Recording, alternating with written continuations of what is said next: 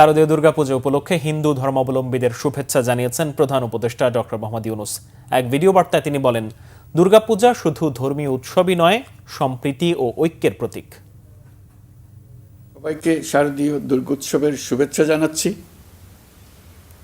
দুর্গাপূজা শুধু একটি ধর্মীয় উৎসব নয়, বরং এটা আমাদের সম্প্রীতির প্রতীক, ঐক্যের প্রতীক।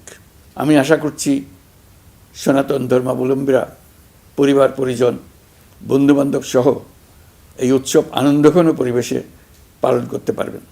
দুর্গাপূজা ঘিরে কোনো ধরনের দুর্ঘটনা যাতে না হয়, নাশকতার মাধ্যমে কেউ যাতে কোনো আতঙ্ক সৃষ্টি বা উৎসবের বিঘ্ন ঘটাতে না পারে, সেই জন্য সরকার, রাজনৈতিক দলসহ সমাজের সর্বস্তরের মানুষ বিশেষভাবে তৎপর রয়েছে।